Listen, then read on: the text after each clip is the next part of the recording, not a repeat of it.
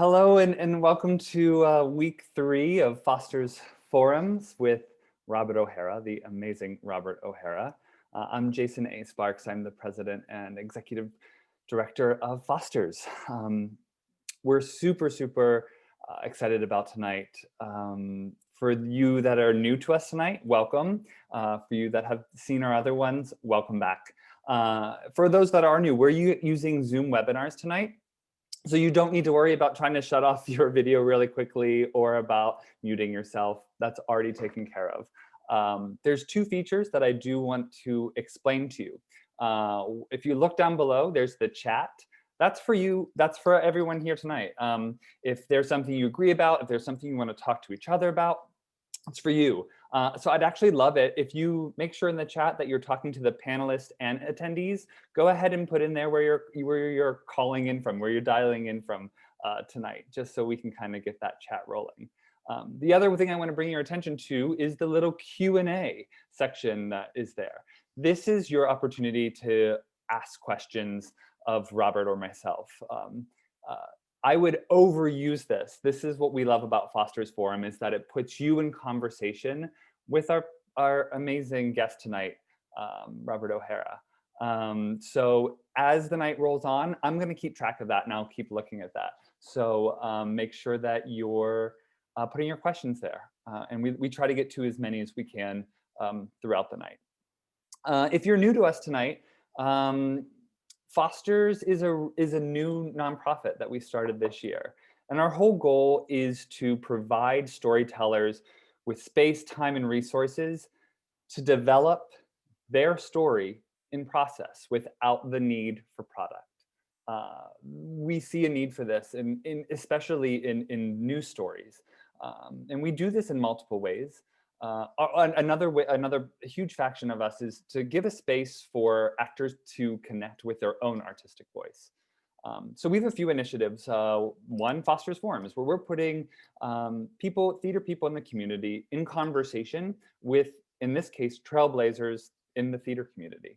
Another one that we actually just closed applications for was Cultivating Curiosity Through COVID, which is our 3-week retreat. This is our 1-week retreat, sorry, taking place in January, where we'll be hosting virtually 8 actors and 2 playwrights as we develop new work and as we look into what does it mean to be curious, creatively curious from home.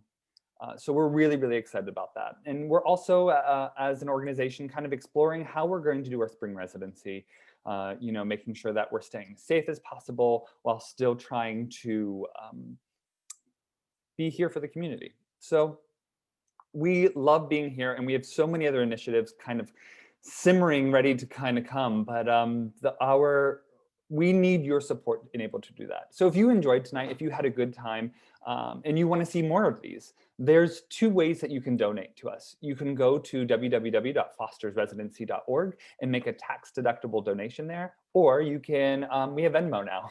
So you can actually just go to Venmo from your phone, super simple, and we're at Foster's Residency, and I'll put that in the chat in just a moment. At Foster's Residency. And I know you probably hear this from a million things, but $1, $2, $3, $5 makes a huge difference. We put together these boxes of curiosities that we're sending out our participants in Cultivating Curiosity Through COVID. And there's items in there that are $2, $3. So your donations do go a really long way, and we really appreciate them. So if you enjoyed tonight, please make a donation. Now, the reason why we're all here tonight, the amazing, incredible director, playwright, artist, activist, Robert O'Hara.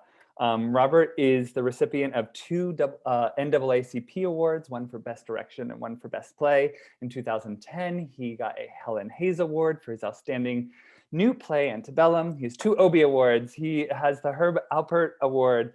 He's worked at such incredible theaters like the Signature Theater, Williamstown Theater Festival, MCC, the Geffen Theater, Denver Center for the Performing Arts, and the Public Theater. And most recently, he was nominated in this season for his direction of the critically acclaimed slave play. This is entitled Trailblazers of theater, and I don't think there's anybody more trailblazing than Robert O'Hara. So we're so excited to have him here tonight. Come on in, Robert. Hello, hello.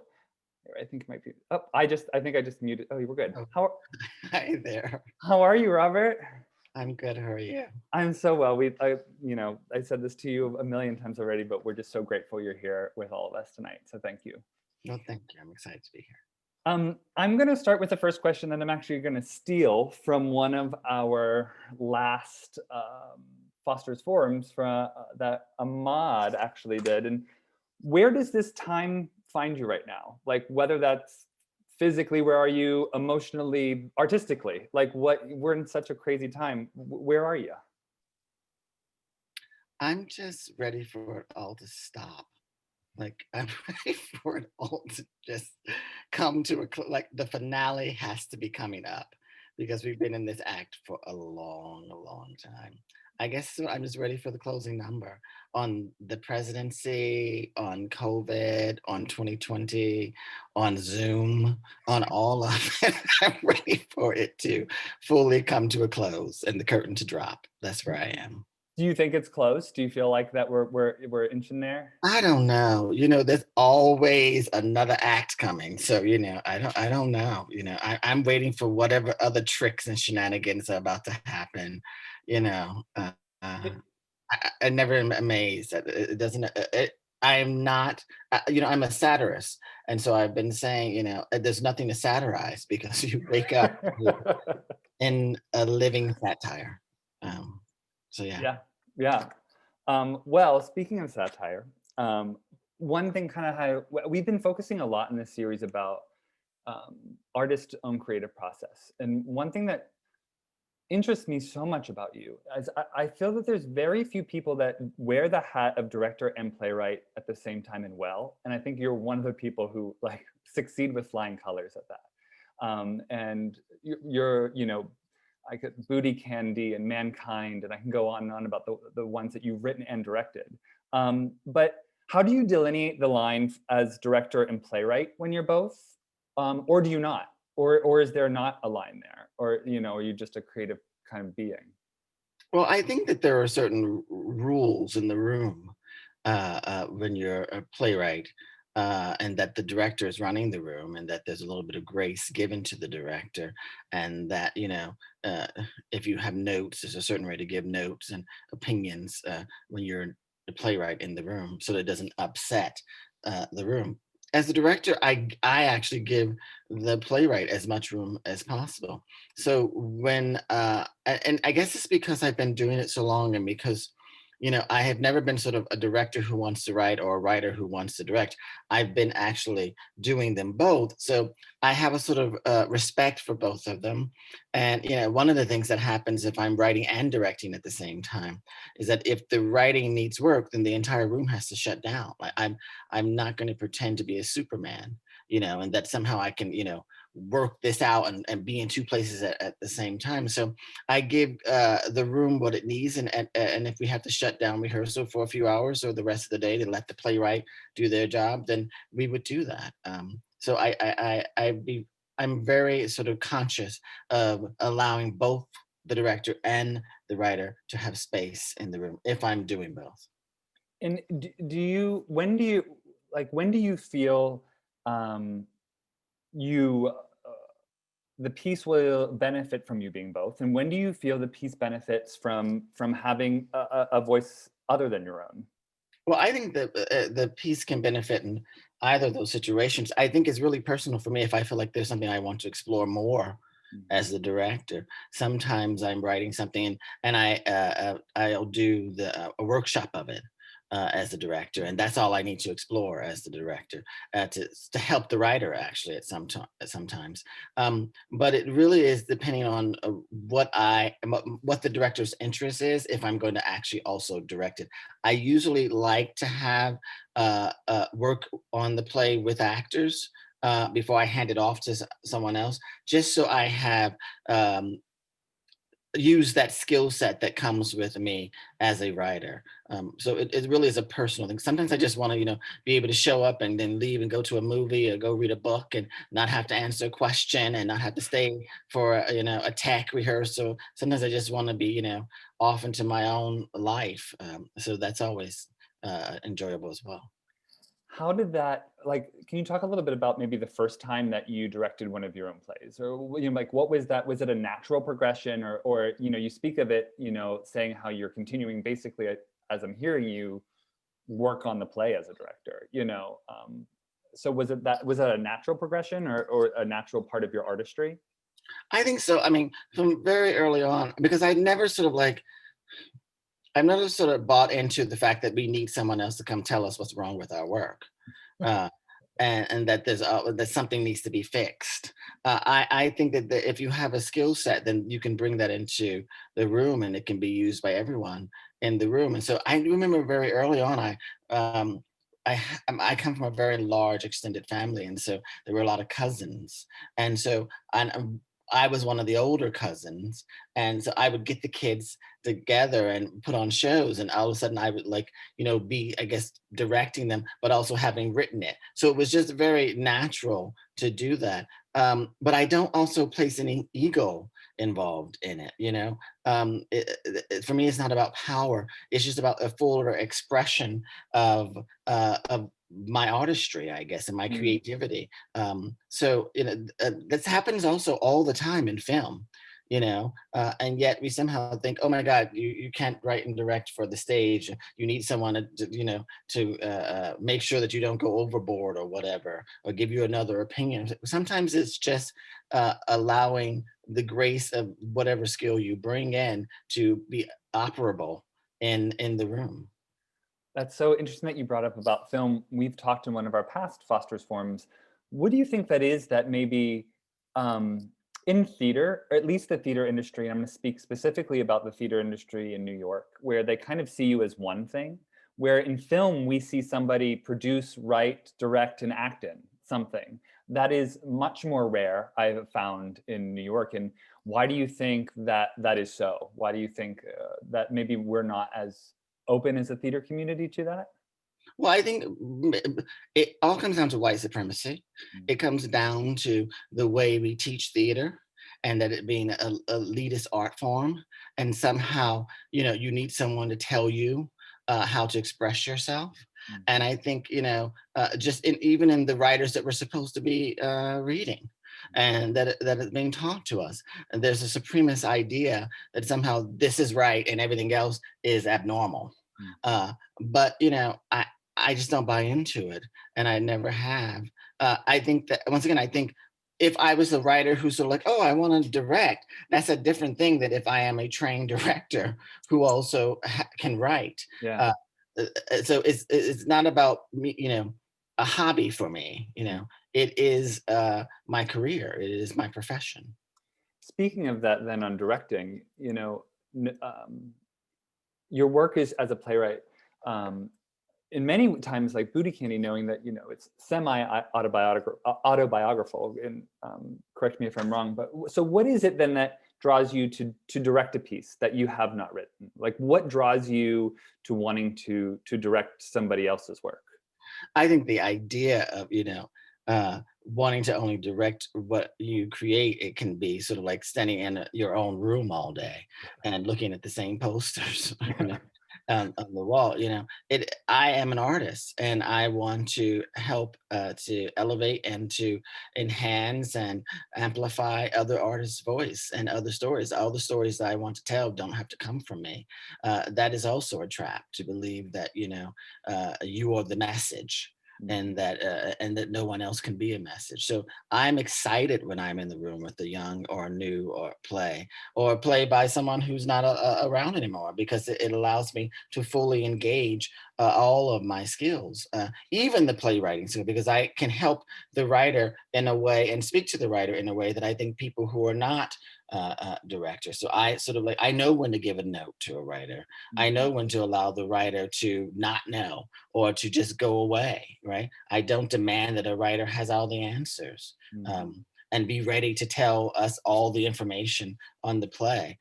So there's a way I interact with writers, I think, that is different than someone who may not be a writer. I love that.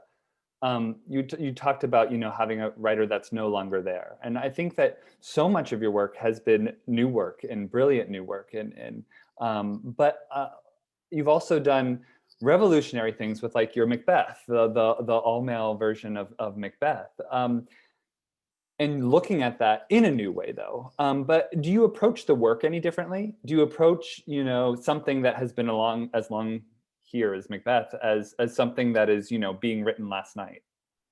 I think, I try to find what excites me and what attracts me to the work.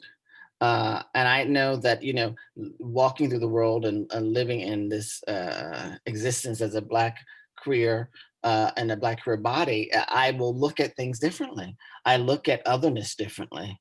Mm. I look at brutality in a different way. So I don't actually sort of go, let me approach this differently. I just have a different perspective. And I think that's what makes an artist unique. I'm not trying to give you what has been given to you, and nor am I trying to make you feel comfortable in what you're about to see, because there's a level of uncomfortableness that comes with work, and that the work sometimes should be work. Um, and so I approach all of my projects with, how can I find the beauty in the horror, if you will? What is it that I can unlock in this piece? And what am I drawn to in the piece? And then I surround myself with a bunch of people who are also unlocking their own doors and their own passages to the work. So, but we're all sort of moving in the same direction. I hope everyone heard that. That was so beautiful. The beauty in the horror. I love that. That is, I think, a great way to look at art. Um, uh, yeah, I'm gonna jump. I'm jumping all over the place. I'm sorry, but like your ideas are kind of having kind of things. Because beauty and horror, I think, is such an interesting way of approaching art. Beauty in the horror. Sorry, not and the. Um, what do you think? We're going to get back to some of your other stuff that you've done already, but because of that, what do you think theater will look like on the other side of this pandemic? What do you hope theater will look like? And then maybe, what do you think it's going to be? Like, what is, where are we going to stand from this? Yeah, I've been asked that a lot, and I really I don't know. I hope it looks more diverse, more inclusive. Uh, I hope that what has been happening with such movements as We See You, uh, and all of the other movements that are happening, and both in our culture and in our country, have some resonance on the stage.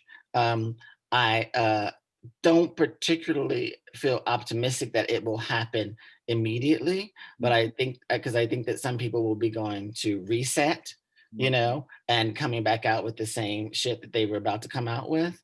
And people will have to tell them, oh, this is different. We're not, this is a new game here. And I think that will require them to take another look at who they're casting, Mhm. uh, and who they're producing. Mhm. And I think that one, I would not expect them to diversify or to be inclusive by sheer reason. I think that they will be forced. I think that there will be a little bit of humiliation necessary, a little bit of dragging that may need to be necessary for people to get the picture. I get that you're leading into my next question, and my follow-up question to that is, how do we do that? Because I think that, yes, money talks and whatnot, and I think that, um, how do we do that? Like, how do we make sure that we're pushing this narrative forward as a theater community, that we are inclusive, that we are, because it's clear that we're not right now, so how do we come out on the other side changed because of this pandemic, and not just stagnant? Well, I just think that as artists, we have to demand that the theaters live up to the words that they've been putting out. This sort of performative activism that's been happening all around the country and standing in solidarity with things. And we have to demand that they put truth to their words Mm, and demand it, in the choices that we make as artists, mm, in terms of who we're going to work with, who we're going to allow to put our names above the title of certain things, and where we're going to uh, place our skill set.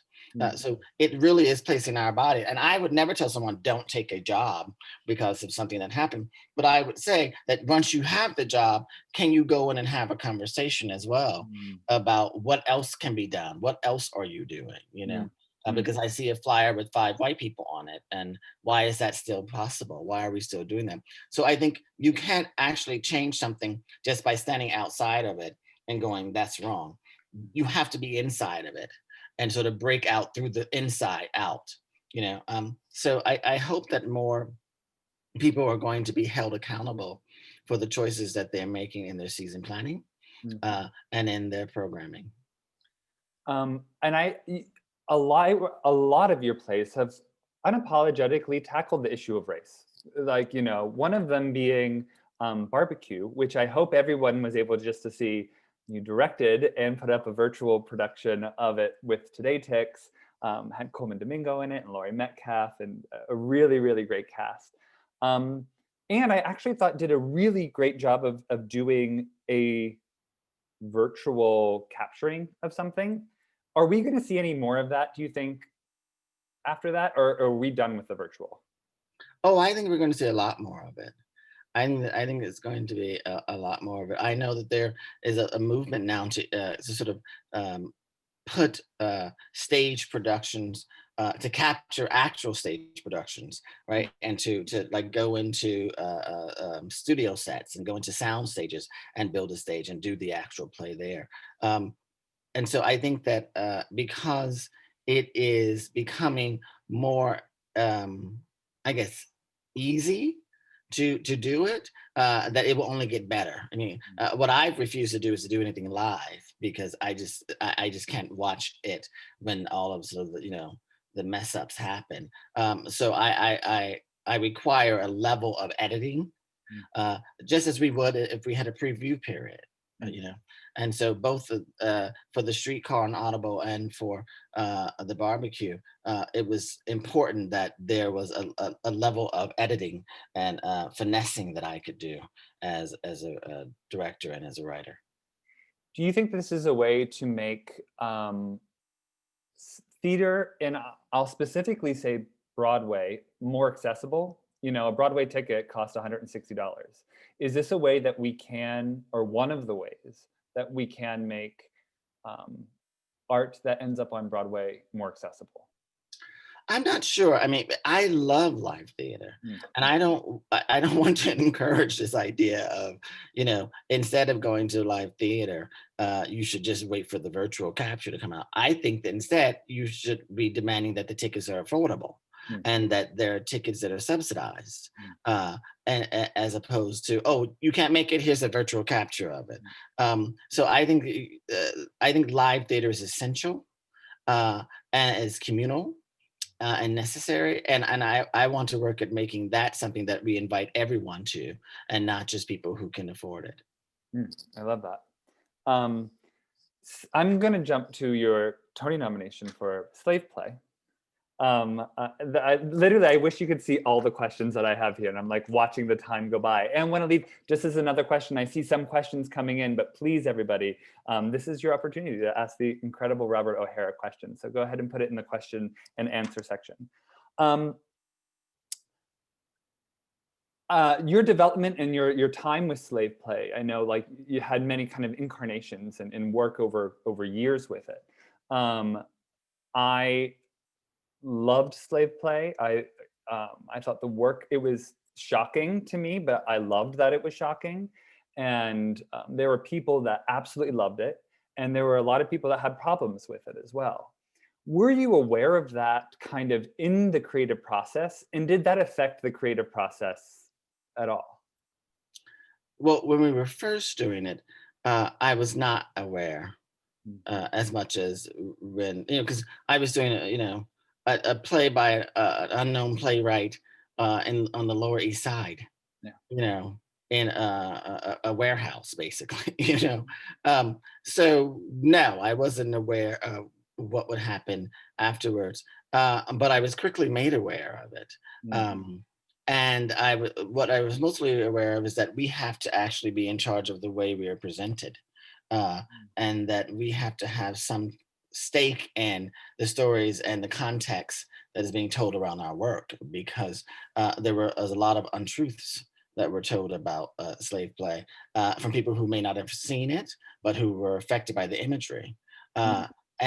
Uh, and I know that our lives were threatened, and we were ridiculed on the internet, social media, and it was very difficult to take because when I started theater, there was no internet. There was no like, let me come out and cancel everybody and threaten your life. And all it takes is one, person to like read that and go, oh, let me go down to the theater and knock some heads or whatever. So it was very scary, and we were very aware of that going into a Broadway, and so we demanded a level of control over the image and imagery that was and the context of publicizing the play, Mm. which they gave to us willingly. That's great. I'm glad they gave it to you. I'm not glad that, you received personal threats and whatnot. Did that in any way, did that affect the transfer to Broadway? I don't think it affected the material or my direction or the writing of it, but it certainly affected who was interested in Mhm. participating Mm.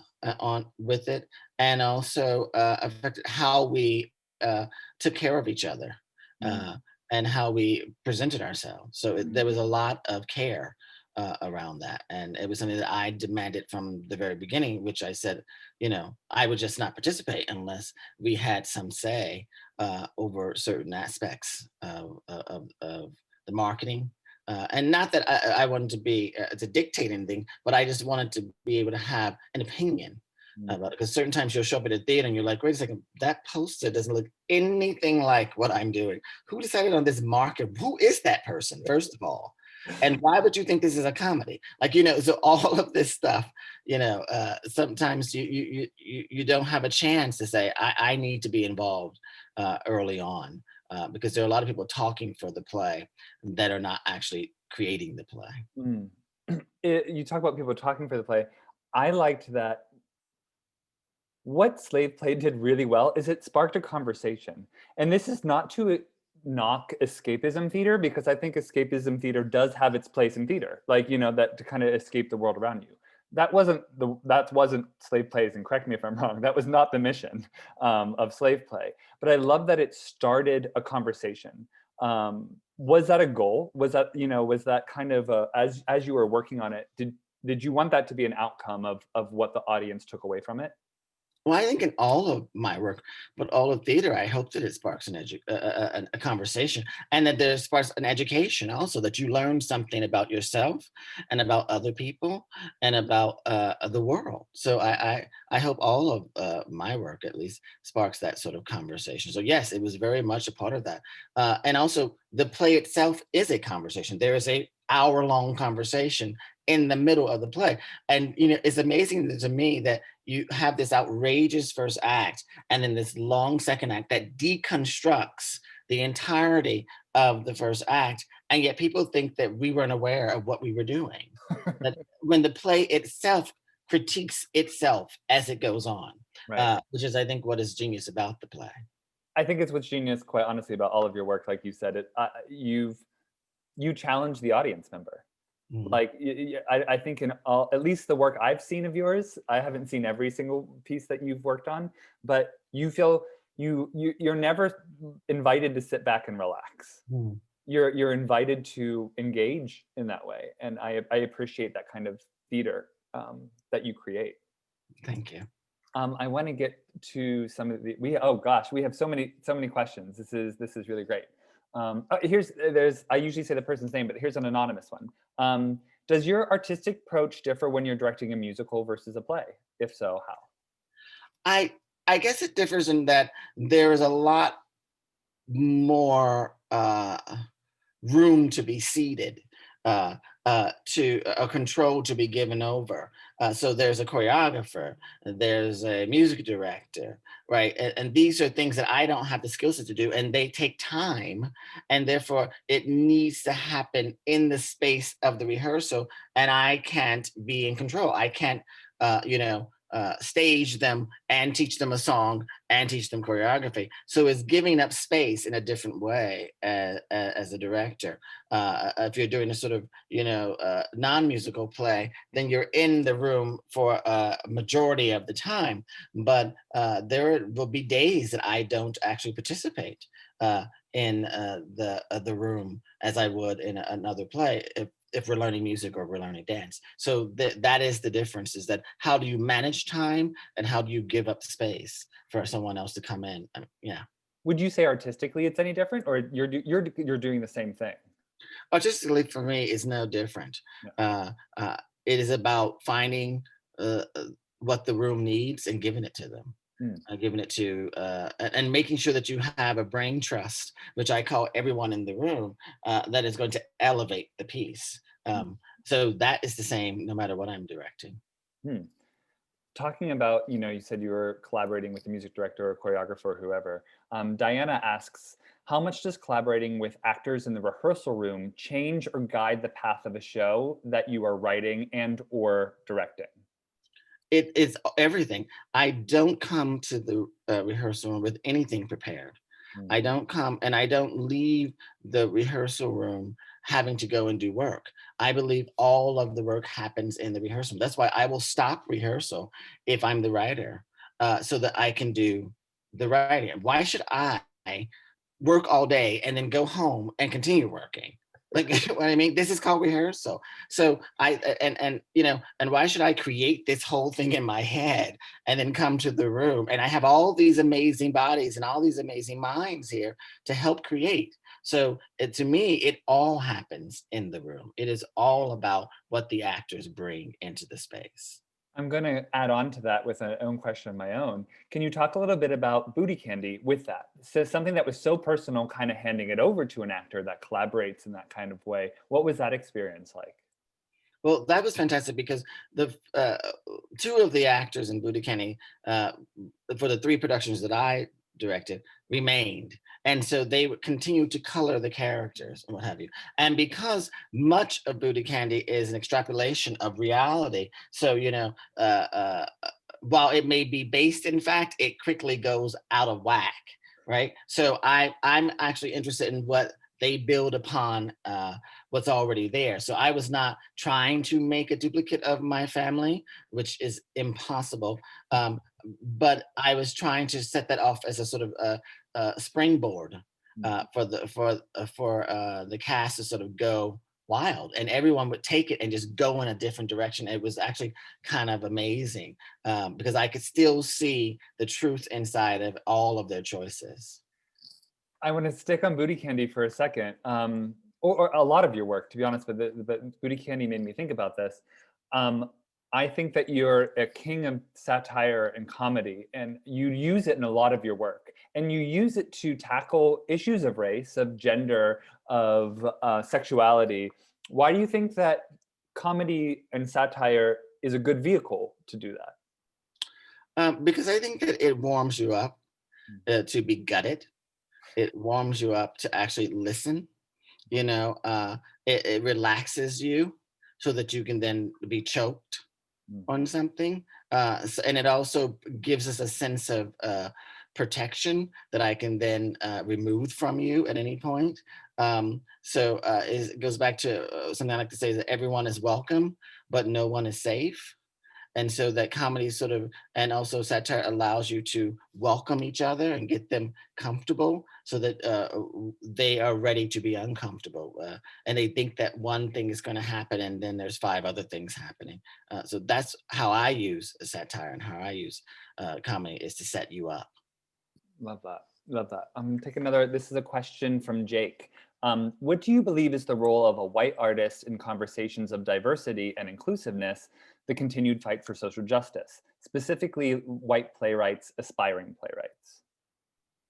I think the role is to, I said this the other day, I said that we don't really need allies, we need accomplices. Mm, Uh, and that I think the role of you is to fight when you're in a casting session for diversity, mm, to fight when you're being told, well, these are the people we think that should direct your play for diversity, mm, to fight for a difference, to know that, you have a voice mm. in creating diversity. Diversity doesn't just happen to you. You have to demand it. And so I would ask all of my white colleagues to demand more diversity, no matter what you've written, Mm. right? I mean, it's the most amazing thing. Sometimes I think about, musicals, for instance, that we have absolutely no problem believing that two gangs will get together and dance through courtyards and garages. But, if you put too many Black people on it doesn't make any sense. It's not believable. And I just don't know where I am. But you can have 900 gay men dancing and singing about how all I want is the girl, but a Black person walking into it is unbelievable, you know? Yeah. So I just think like we're beyond that, and everyone should be able to experience the whole range of their abilities. And so I would ask my white colleagues to fight for diversity in the very simplest ways, and casting, and who is behind the stage, who are your designers. If you are a white artist and you're sitting in a room of white people in a tech, then there is a problem and you need to address it. It Mhm. is your play, right? And so that is something that you can actually do immediately, Mm. and making sure that that is a part of your mandate. One of the things we believe in um, at Foster's is that audience and artist benefit from a broad range of ideas. And I think that is kind of a underlining of diversity. It's a broad range of ideas, and I think that only doesn't make the piece better, it makes us better as a community. Yeah. It also makes it speak, whether you acknowledge or not, it makes it speak to a larger community Mm, also. It gives it another type of lift, I think, in very tiny ways. And just seeing diversity can have an effect on the way the cast interacts with each other, on the way the work is done. You know. Can you speak a little bit about that about the on your cast? I'd say you've always had very diverse casts. Again, at least in the stuff that I have um, seen, or have been an audience participant of. Um, uh, but I was about to ask, what would you compare that to? But you've always had a diverse cast, so I can't say that you can compare that to anything else about how the room runs. I Um, just like to have as many people from as many different backgrounds as possible, yeah. uh, uh, out in front and behind the scenes. I mean, if you're telling a sort of historical piece, play, and it is a new play and it's very specific, one can understand that. But then that's why you try and work outside and off stage and bring diversity that way. If you can't have it on the stage because of the way the story that you're being told. But then I would also ask, why can't you tell it in a diverse way, Mhm, right?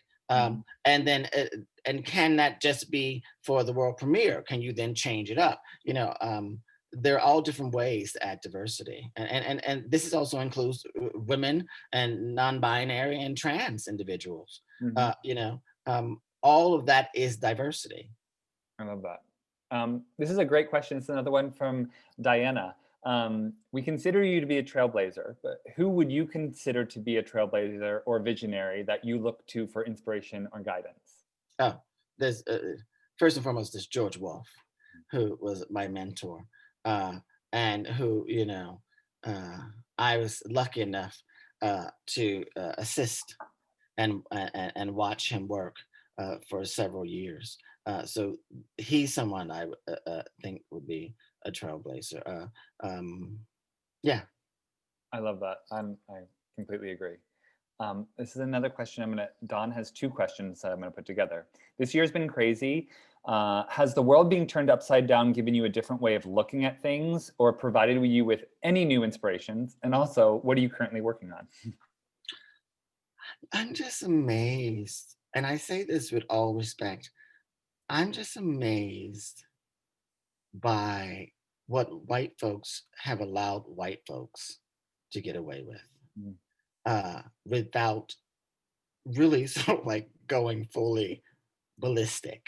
That we have allowed what we have, and I don't have to even speak any more than that, but what has been allowed by white people to let other white people get away with is mm, amazing. So, because I don't think that any person, any BIPOC person is amazed at the activity that is happening mm, on the government level.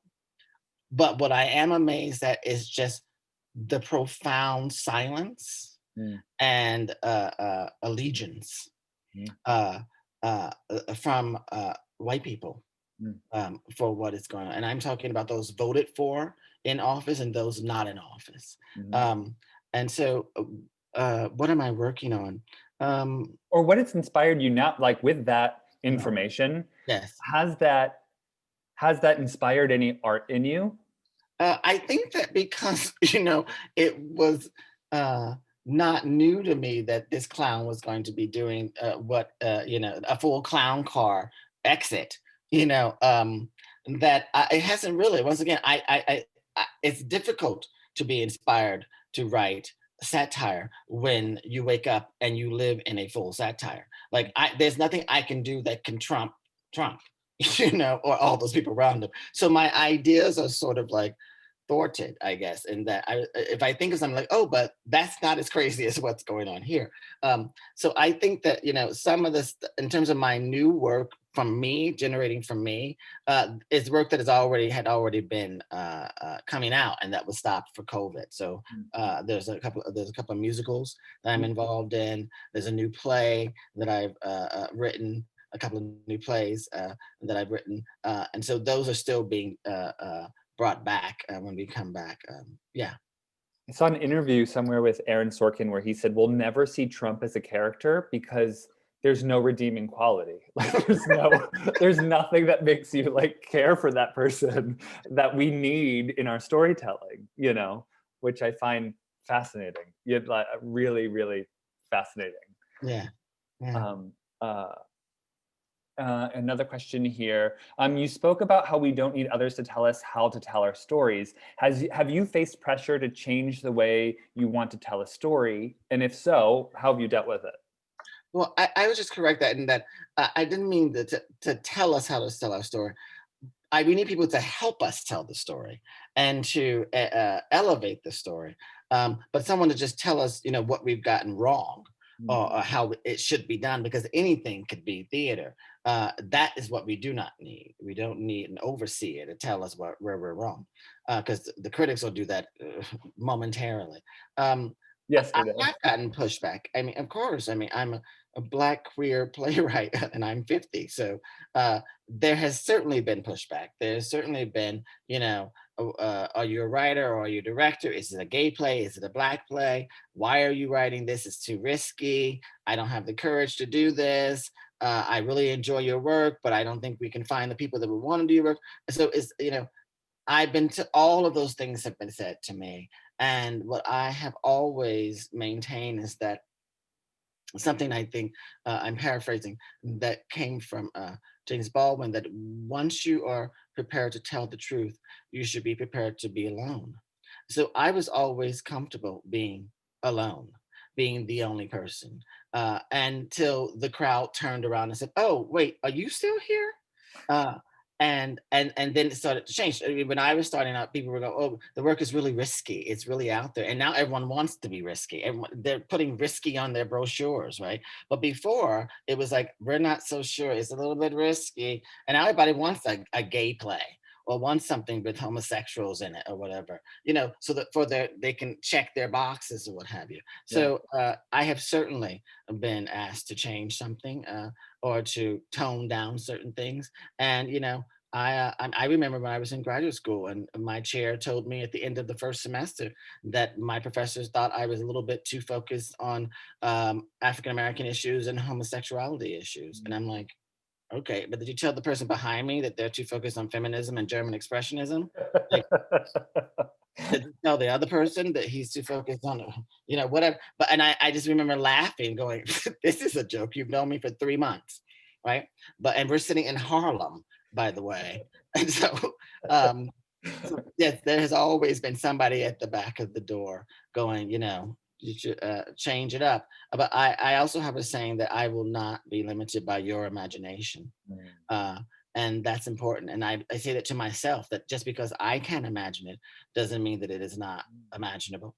And just because an audience member can imagine what they're seeing on stage does not make it invalid. So I'm not going to be limited by anybody's imagination, including my own.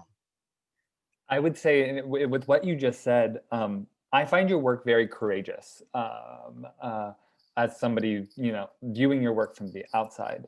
And because of that courage, I find that it's extremely authentic in so many ways. The voices on stage are very authentic.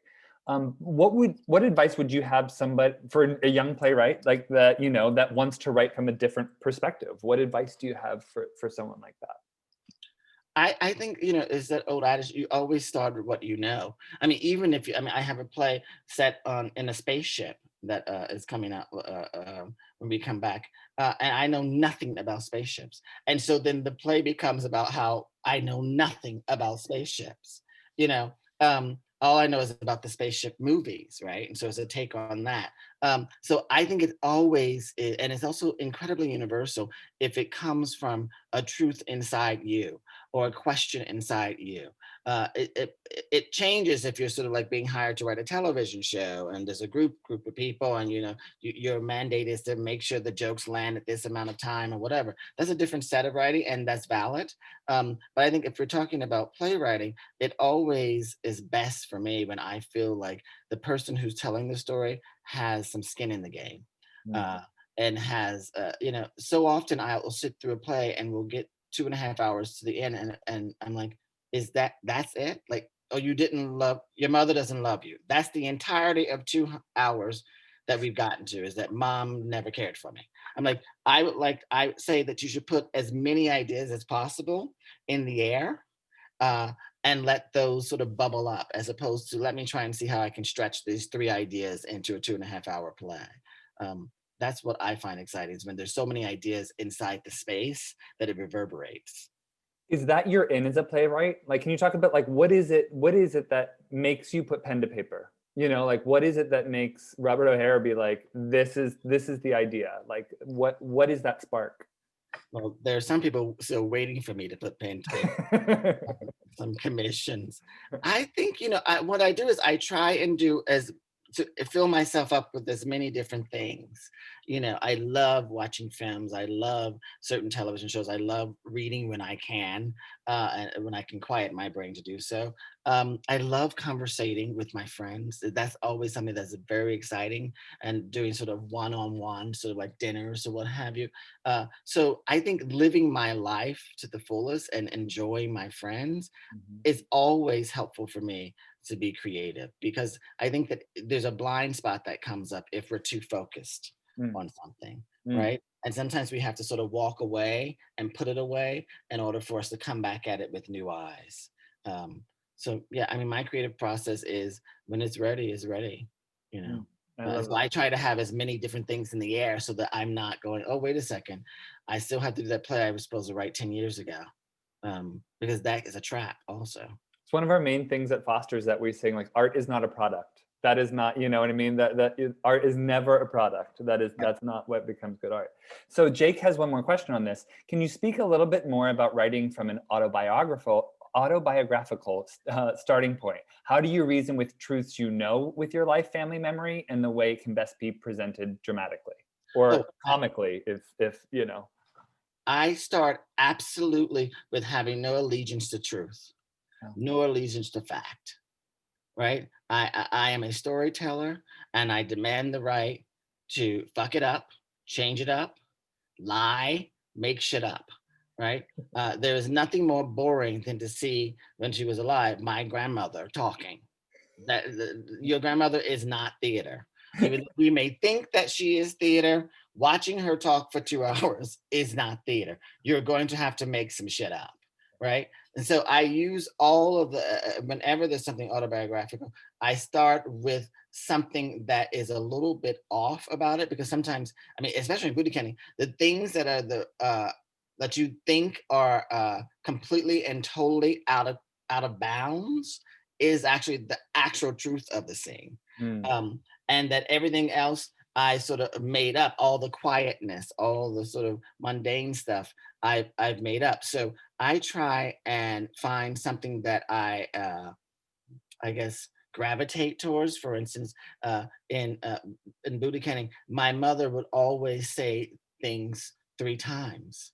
And so, and I always thought that was strange. Like, you do know that you literally just said that, but she would say it 3 times. And so there's the monologue where she goes, I went to work this morning, and I went into the Barbara, and you'll be reading something, and then all of a sudden, but then I went to work, and then I was in there, and I said to Barbara, I'm like, oh my God, there's something going on. So it's finding that sort of just that kernel. Then you can make an entire world around that, actually.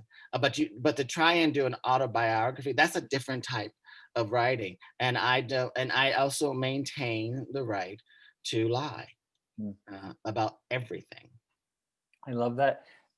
It seems like it's just an exaggeration. It's like a magnification of life. A lot of the times, it's like you just zoom in. You're a little bit deeper, a little bit closer, Right. To it. I mean, I'm just scrolling to see if there's any. I've hit most of these. Everybody's super engaged tonight, which is really, really great. We have about 5 minutes left. I usually do one more question, then I kind of just wrap it all up. Are you hopeful about the future of theater? That was not a dramatic pause. I was actually trying. Yes, I'm hopeful. I'm hopeful because I'm a part of it. Mm. And if I was not hopeful, I wouldn't be a part of it. I don't like to be involved in shit that I don't believe in, that doesn't have some sort of hope inside of it. But I'm also pragmatic, and I'm also in a Black body, and there are facts about the value of that in this country.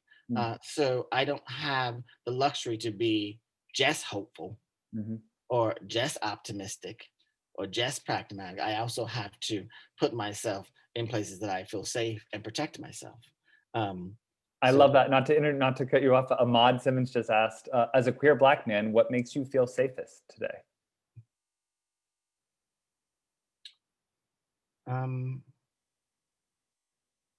I would say Black people. The fact that we haven't burned this entire country to the ground, and that we have shown restraint through the horror of the history of our people in this country. That makes me feel hopeful. I always talk about slavery, and that there had to be someone on the plantation who made a joke, who sang a song, who farted, who laughed. It could not be horror all the time, or I would not be here. There had to be a Richard Pryor. There had to be a Patti LaBelle and Aretha Franklin on the plantation, or I would not exist. And so I would say Black people. I love that. Robert, I can't thank you enough. I can tell everyone was so engaged in all of this too. So thank you for being here. Thank you for sharing your artistry with us, because I think that in itself is extremely inspiring. So thank you for doing that. Thank you very much to everyone. Really quickly, everybody, don't forget to donate, again, at Foster's Residency, or by going to www.fostersresidency.org. And next week is our last of our series with the incredible Anna Deavere Smith. And if you don't know about Anna Deavere Smith, You should, and look her up. She's literally created her own form of theater, which is remarkable that theater's been along for this long, and she's created her own form of it. So again, and that's next Monday at 7 o'clock. Robert, thank you, thank you, thank you, thank you. I hope you have a great week, and thank you everybody for tuning in tonight. I appreciate that. We'll see you next week. Bye, Robert. Thank you.